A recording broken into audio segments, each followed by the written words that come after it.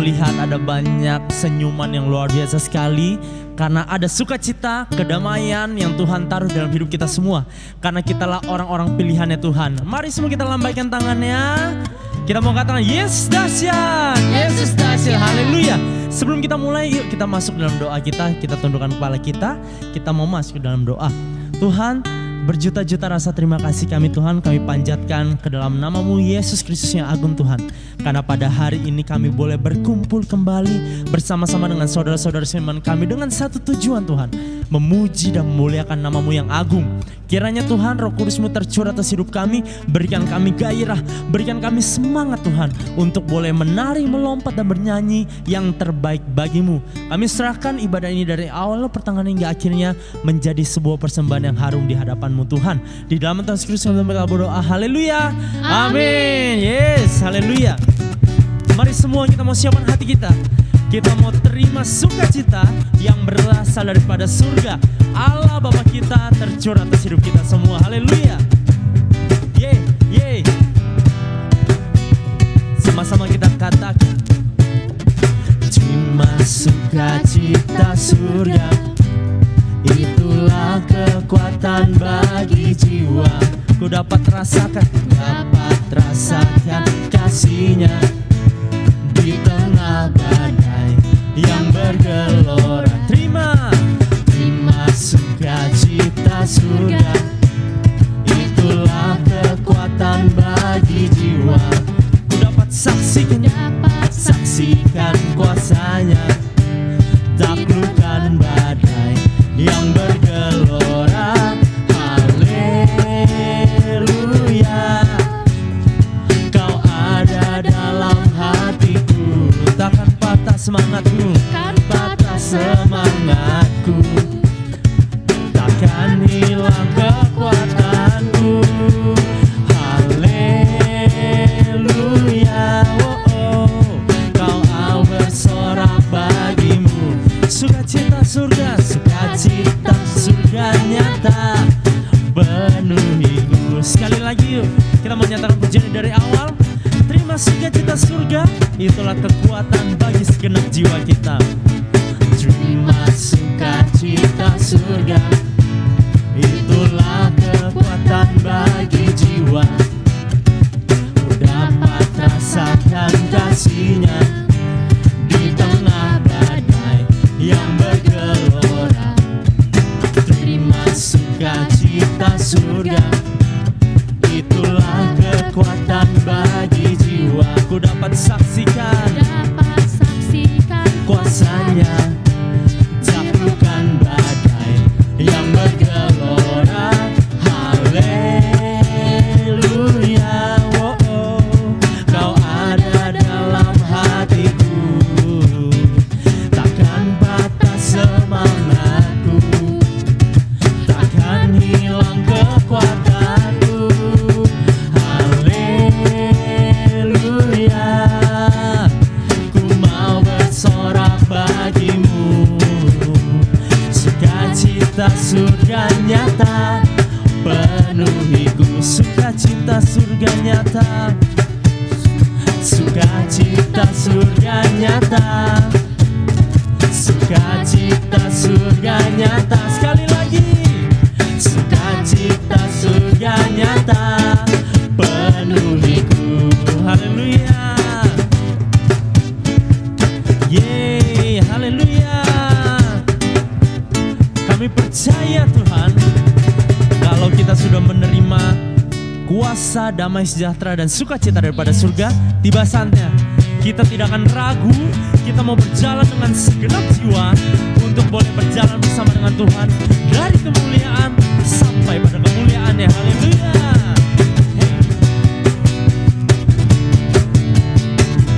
Tidak pernah ku ragu akan kesetiaan-Mu Tuhan, sebab Kau yang memegang hidup kami dulu sampai selama-lamanya. Tak pernah ku ragu akan kesetiaan-Mu. Kau pegang hidupku sepenuh jiwaku Tuhan, sepenuh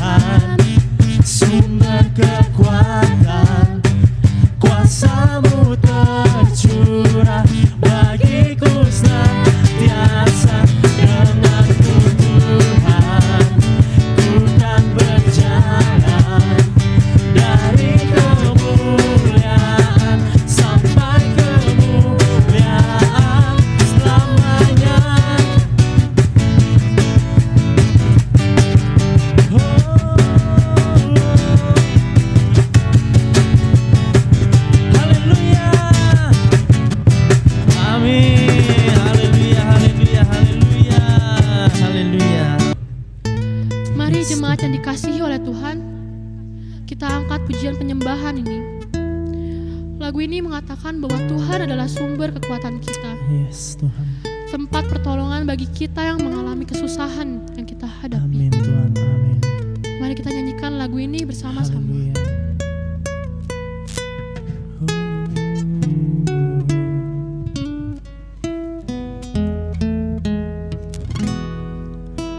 Kuasa-Mu nyata di dalam kelemahanku, kekuatan-Mu menopang seluruh hidupku. Dari mana datang pertolonganku? Hanya Yesus pertolonganku. Engkaulah sumber kekuatan hatiku, tempat persembunyianku. Engkau penolong di saat susahku, tempat perlindunganku. Engkau menara dan perisai di hidupku. Haleluya Tuhan. Kita katakan kuasa-Mu nyata Tuhan. Kuasa-Mu nyata di dalam kelemahanku, kekuatan-Mu menopang seluruh hidupku. Dari mana datang pertolonganku? Hanya Yesus pertolonganku. Engkaulah sumber kekuatan hatiku, tempat persembunyianku. Engkau penolong di saat susahku, tempat perlindunganku. Kau menara dan perisai di hidupku.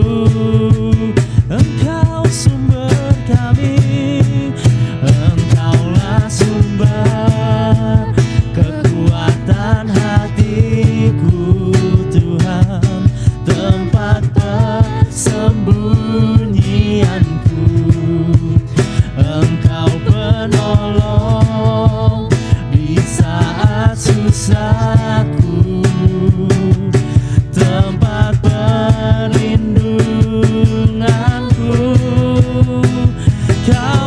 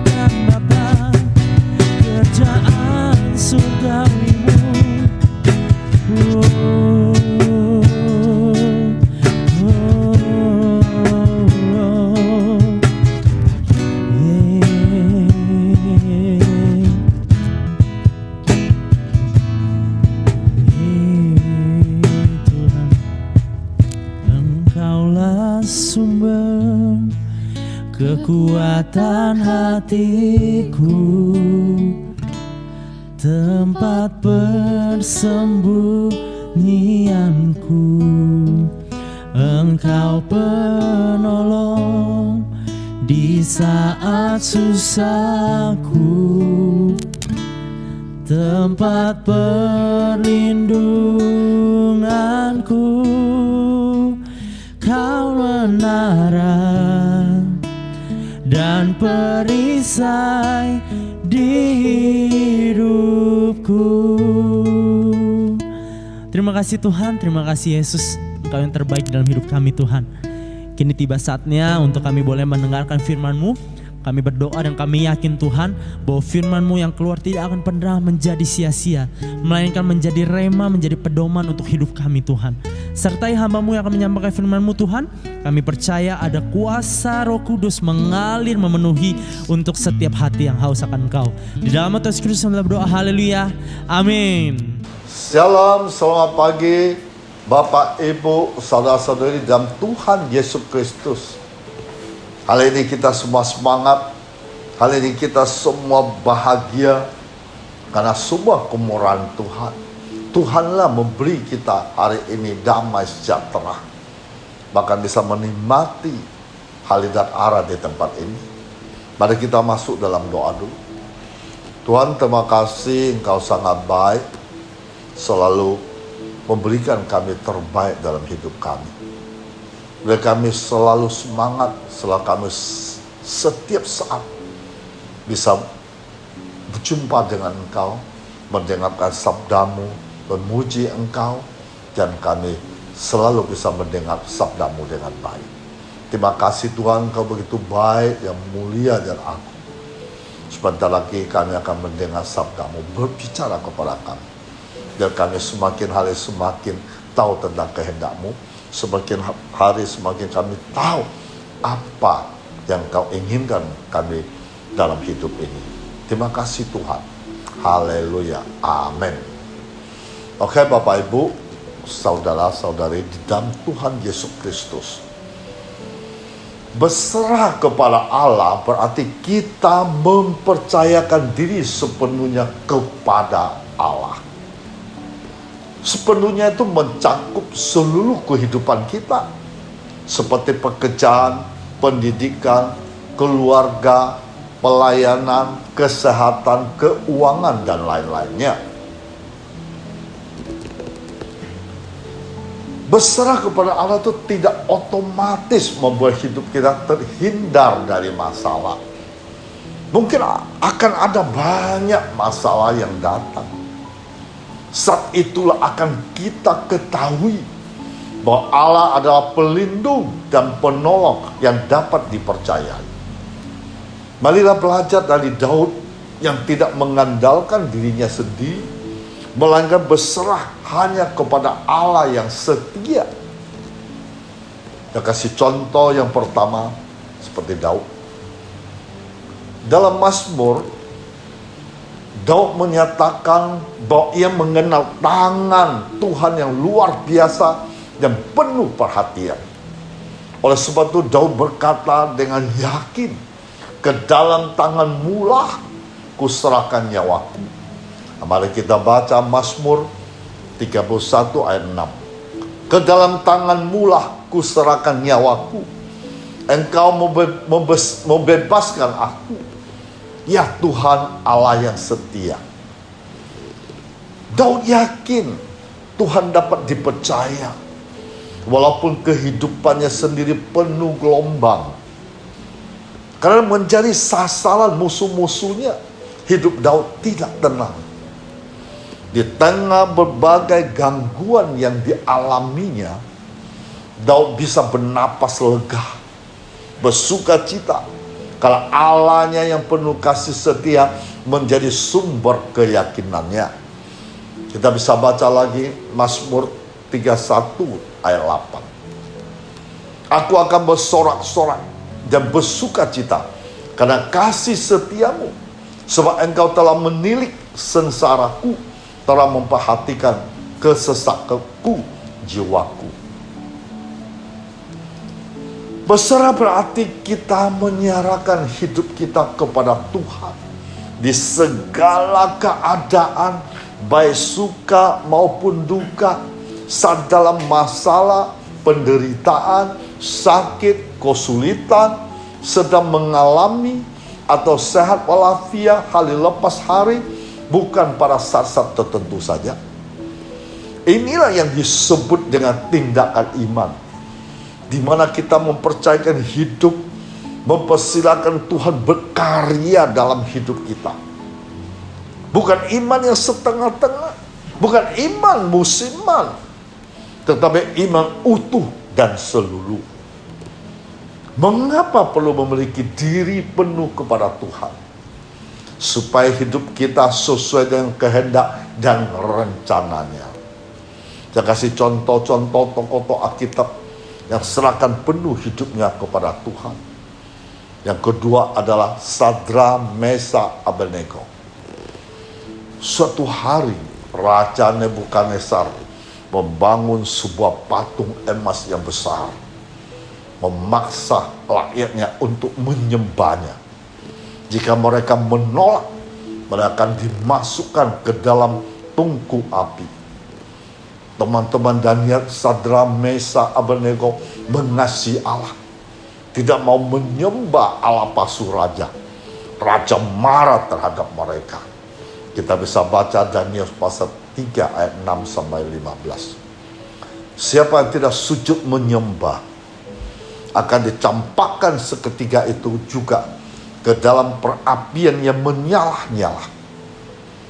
Sebab itu demi segala bangsa mendengar bunyi sangkakala, seluring, kecapi, rebab, gambus, dan berbagai-bagai jenis bunyi-bunyian, maka sujudlah orang-orang dari segala bangsa, suku bangsa, dan bahasa, dan menyembah patung emas yang telah didirikan Raja Nebukadnezar itu. Pada waktu itu juga tampillah beberapa orang Kasdim menuduh orang Yahudi. Berkatalah mereka kepada Raja Nebukadnezar, "Ya Raja, kekallah hidup Tuanku. Tuanku Raja telah mengeluarkan titah bahwa setiap orang yang mendengar bunyi sangkakala, seruling, kecapi, rebab, gambus, serdam, berbagai-bagai jenis bunyi-bunyian harus sujud menyembah patung emas itu. Dan bahwa siapa tidak sujud menyembah akan dicampakkan ke dalam perapian yang menyala-nyala." Ada beberapa orang Yahudi, kepada mereka telah Tuanku berikan pemerintah atas wilayah Babel, yakni Sadra, Mesa, dan Abednego. Orang-orang ini tidak mengindahkan titah Tuanku, ya Raja. Mereka tidak memuja dewa Tuanku dan tidak menyembah patung emas yang telah Tuanku dirikan. Sesudah itu Nebukadnezar memerintahkan dalam marahnya dan geramnya untuk membawa Sadra, Mesa, dan Abednego menghadap. Setelah orang itu dibawa menghadap raja, berkatalah Nebukadnezar kepada mereka, "Apakah benar, hai Sadra, Mesa, dan Abednego, bahwa kamu tidak memuja dewaku dan tidak menyembah patung emas yang kudirikan itu? Sekarang, jika kamu bersedia, demi kamu mendengar bunyi sangkakala, seluring, kecapi, lebab, gambus, serdam, berbagai-bagai jenis bunyian-bunyian, sujudlah menyembah patung yang kubuat itu.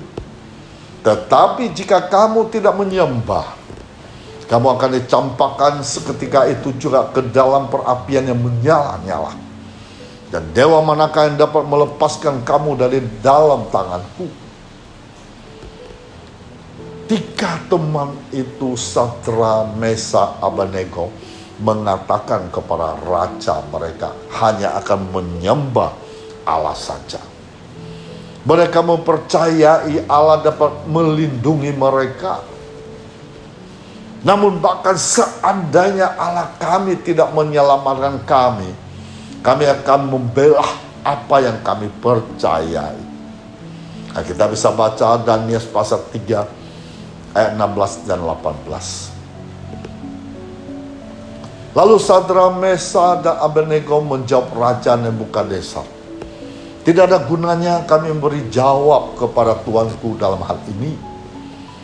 Jika Allah kami yang kami puja sanggup melepaskan kami, maka Ia akan melepaskan kami dari perapian yang menyala-nyala itu, dan dari dalam tanganmu lah ya Raja.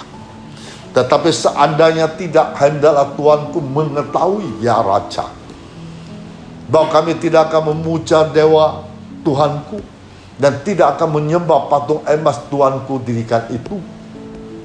Raja geram terhadap Sadra, Mesa, Abednego. Raja merintahkan mereka dilemparkan ke dalam tungku perapian yang menyala-nyala. Namun ketika Raja melihat ke dalam tungku perapian, dia terkejut mengetahui sosok makhluk surgawi berada dalam perapian bersama 3 pria itu. Mereka tidak terluka oleh api itu.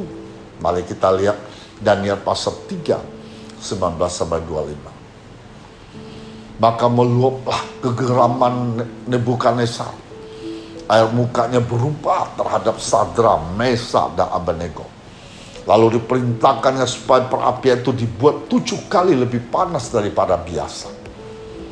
Kepada beberapa orang yang sangat kuat dari tentaranya, dititahkannya untuk mengikat Sadra, Mesa, dan Abednego, dan mencampakkan mereka ke dalam perapian yang menyala-nyala itu.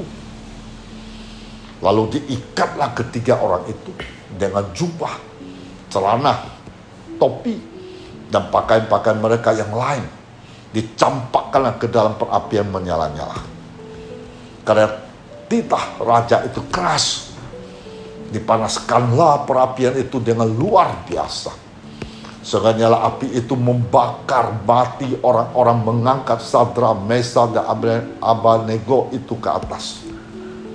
Tetapi ketiga orang itu, yakni Sadra, Mesa, dan Abednego, jatuh ke dalam perapian menyala-nyala itu dengan terikat.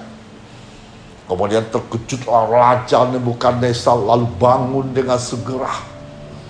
Berkatalah ia kepada para menterinya, bukankah 3 orang yang telah kita campakkan dengan terikat ke dalam api itu? Jawab mereka kepada Raja, benar ya Raja. Katanya, tetapi ada 4 orang kulihat berjalan-jalan dengan bebas di tengah-tengah api itu. Mereka tidak terluka. Yang keempat itu rupanya seperti anak dewa.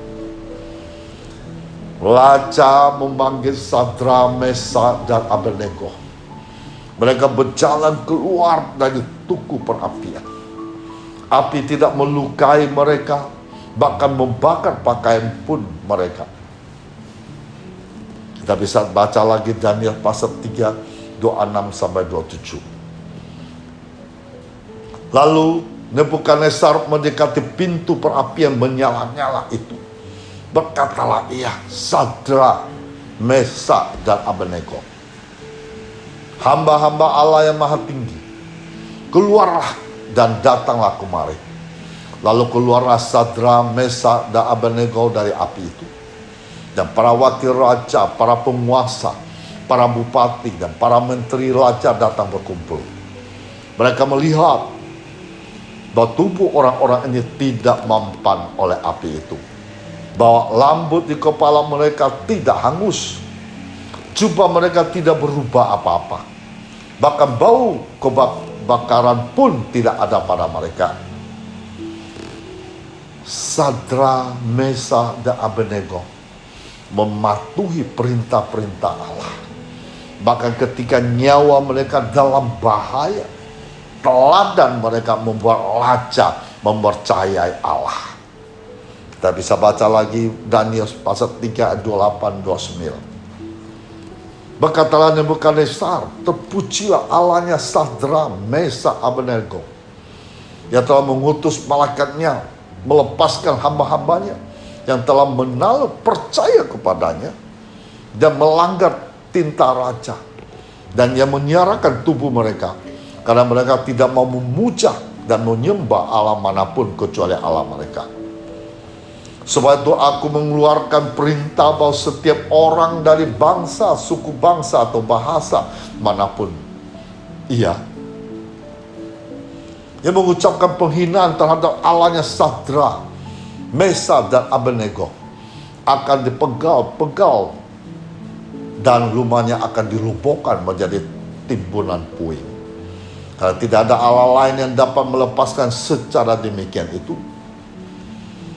Bapak, Ibu, saudara-saudara di dalam Tuhan Yesus Kristus, terkadang untuk bagian-bagian Alkitab seperti ini fokus kita tertuju pada berkat dan kelepasan dari Allah. Tentu saja hal itu memang seharusnya menarik perhatian kita. Namun, apa ingin saya juga tekankan dalam artikel ini adalah tentang ketaatan ketiga orang itu. Terutama karena ketaatan mereka itu adalah ketaatan yang tanpa syarat. Sesungguhnya orang-orang ini menaati Allah tidak peduli apakah Allah melepaskan mereka atau tidak. Penerapannya dalam kehidupan kita. Kita pun harus mentaati Allah tanpa syarat. Karena kita telah memutuskan untuk menundukkan diri kita sepenuhnya kepada Tuhan. Penyerahan diri tanpa syaratlah harus menjadi sumber ketaatan kita. Tentu saja Allah sanggup melepaskan kita. Namun ketaatan kita tidak boleh berdasarkan pada hal ini atau pada syarat apapun. Ketaatan kita harus ketaatan yang tanpa syarat. Mungkin saat ini kita sedang menghadapi berbagai masalah bertubi-tubi. Kita sulit melihat apa yang ada di depan kita. Di tengah segala ketidakkepastian, kebingungan, dan teka-teki, satu hal yang selalu pasti yang ada di tangan Tuhan atau yang ada di Tuhan berada dalam tangan yang luar biasa. Bapak, Ibu, saudara-saudari dalam Tuhan Yesus Kristus, kita buka lagi Mazmur 37 pasal 5 dan 6. Serahkanlah hidupmu kepada Tuhan, percaya kepadanya, dan ia akan bertindak. Dia akan memunculkan kebenaranmu seperti terang dan hakmu seperti siang. Sebagai orang percaya, seringkali kita berkata bahwa kita percaya kepada Tuhan. Sudah seharusnya kita percaya kepada Tuhan. Akan tetapi pertanyaannya adalah seberapa besar kita percaya kepada Tuhan. Seberapa besar kendali kehidupan kita serahkan kepada Tuhan. Kenyataannya seringkali kita masih lebih sering ingin memegang kendali penuh dalam kehidupan kita. Menjadikan Tuhan sebagai kopilot kita. Menempatkan diri kita sebagai pilot dari kehidupan kita sendiri. Kebenarannya adalah selama kita memegang kemudi dari kehidupan kita, maka akan sulit untuk mengizinkan Tuhan mengalahkan kita pada kehendaknya. Memang tidak mudah menyerahkan kendali kepada Tuhan, karena kita cenderung takut pada ketidakpastian. Akan tetapi jika kita rindu ingin hidup dalam kehendaknya, maka kita harus belajar untuk bergeser dari kursi kemudi dan menyerahkan kemudi kehidupan kita kepada Tuhan.